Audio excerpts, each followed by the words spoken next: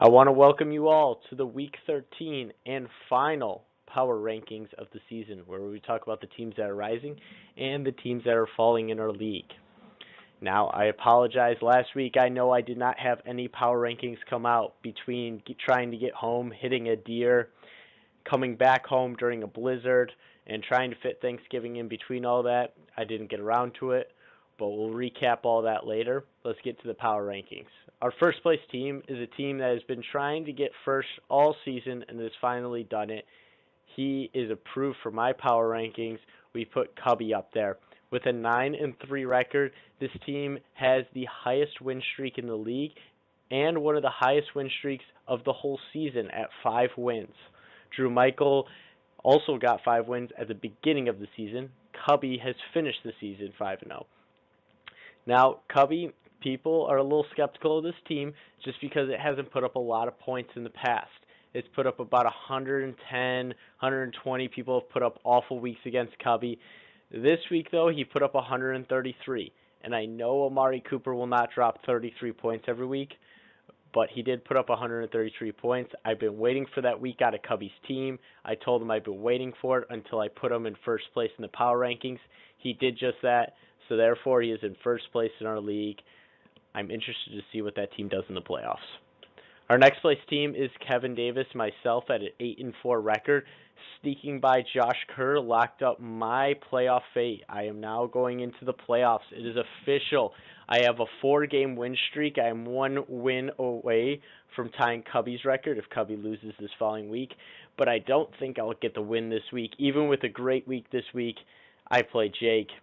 Jake has Tyreek Hill and Patrick Mahomes both play the Oakland Raiders defense. I think that's going to be a blowout.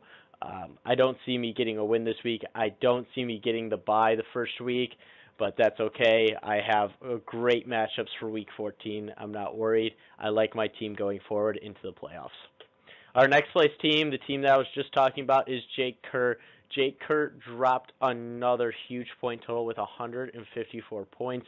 This team blew the other team out of the water. And did I mention the Chiefs were on bye last week? He did not have Patrick Mahomes, his big-time player. He did not have Tyreek Hill, the number 1 wide receiver this year. The only problem with Jake, I would even move him past me and maybe even past Cubby. His team is pretty good. This week, though, lost Melvin Gordon. Huge blow. I don't care. Melvin Gordon's the 5th best running back in the league this year, I believe. If you lose a top 5 running back, it's not good. This team is going to take a hit from that.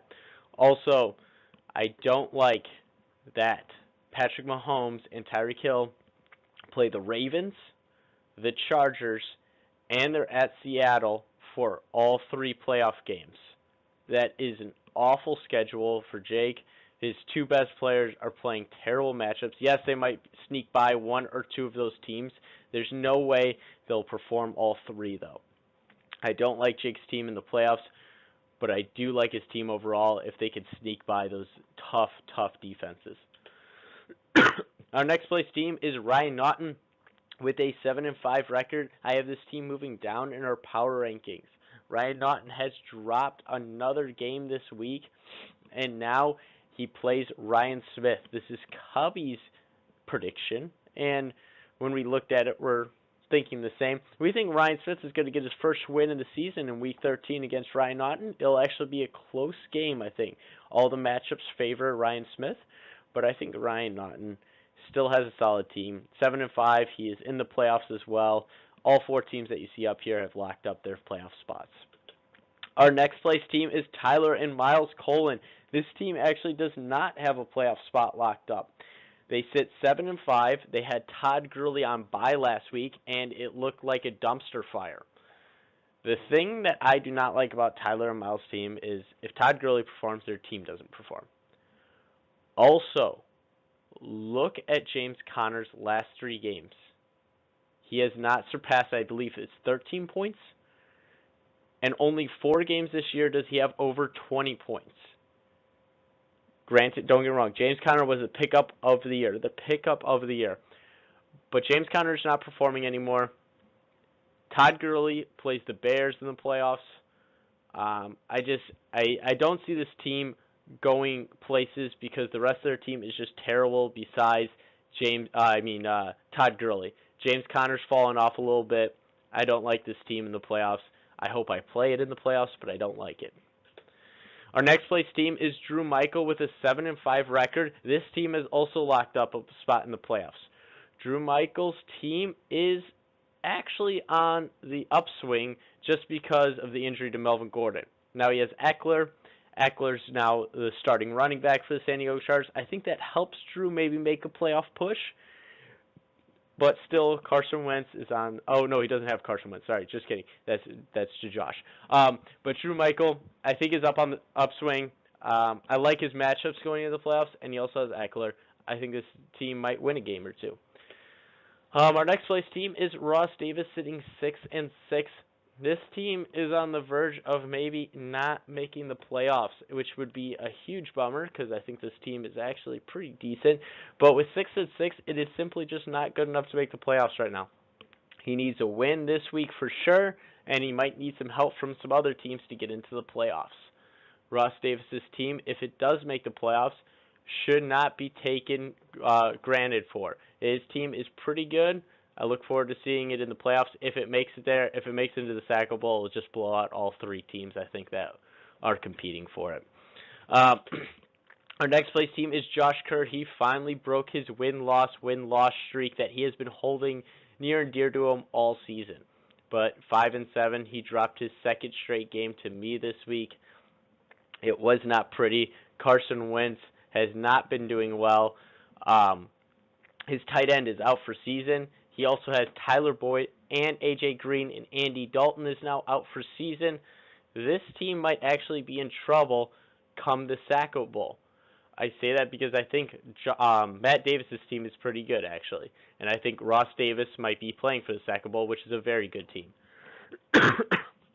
Our next place team is Matt Davis with a 4-8 record. He actually got a win this week. But he got a win against a team that's 0-12, so it really doesn't matter. All right, our 5 takeaways from a crazy Week 12, and maybe even recap a little Week 11 in there. Injuries, beware. There have been a lot of injuries in Week 11. We have O.J. Howard. We had Joe Flacco. I think I'm missing one in there, another big name. And then this week we had Melvin Gordon go down. We had Andy Dalton go down. We're having a lot of injuries piling up. Don't be afraid to pick up the backup positions of maybe your handcuff player.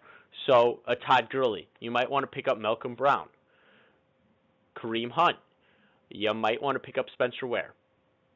Pick up those guys that are the backups to those offensive loaded, teams. So, look out for that. Be aware of that. Injuries are definitely piling up in the NFL.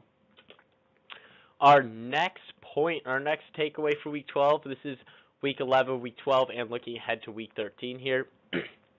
Our league rules. We have talked about it all season. People want to know the tiebreakers. They want to know all that bull crud. I even contacted ESPN about this back in Week 7. Our league is based on record. If you're tied on record, it's based on head-to-head. If you're tied on head-to-heads, it goes for most total points scored in the season.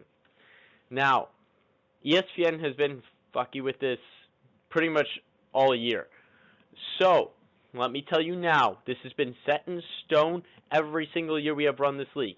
If something doesn't fall into place with the tiebreakers or whatnot or the records, I can manually go in and set what it's supposed to be. So don't worry about anything of what the standings say on ESPN if it's not correct right now, or it's not even correct maybe by Week 13. I think it will be.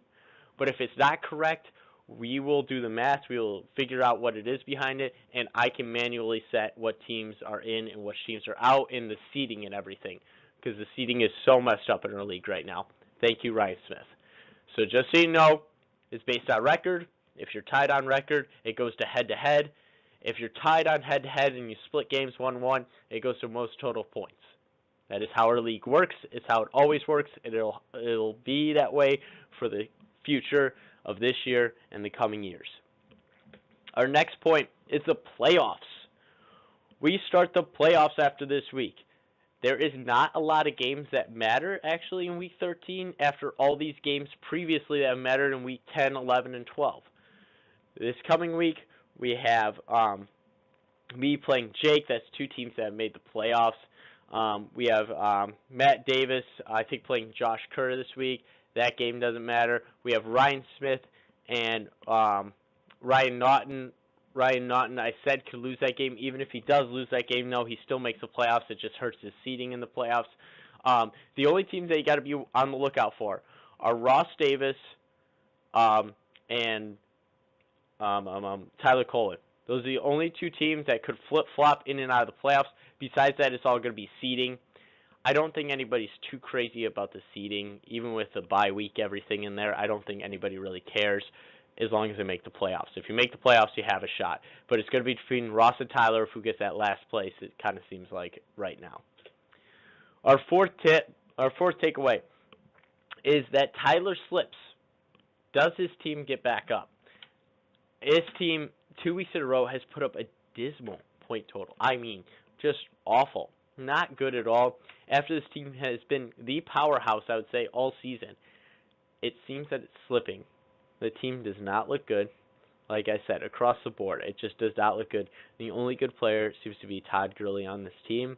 I think if Tyler even sent out trades to trade away other players on his team, I don't think anybody would want him. I really, really don't think so. He's trying to send trades. He's calling people up left or right because he sees the weaknesses on his team. I don't think this team is going to get back up, is what I'm saying. I think Tyler has slipped. I don't think he's getting back up. I think his season will be over maybe week 13, but definitely week 1 in the playoffs. And my final takeaway is happy Thanksgiving. I mean, happy week 13. Thanksgiving was wild. I played Josh Kerr. Josh Kerr was loving his point totals. Bears defense got him 13 points.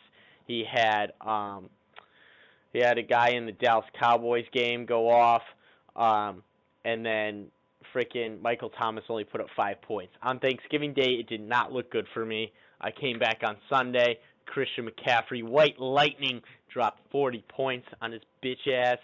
It was a great Thanksgiving to wrap up Thanksgiving break. We all survived the blizzard. Congratulations to Ross Davis for not dying out there. It was a crazy Thanksgiving. It was great to see you all. I look forward to week 13. Somebody's going to be super butthurt that they're not in the playoffs. It'll be so funny. But I can't wait until this week is set in stone, and we really see who's going to play who in the playoffs and the trash talk of the playoffs. I mean, the playoffs are what we live for here in fantasy football. I don't care if you haven't trash talked all season. You should have been, because you would be where me and Cubby are right now.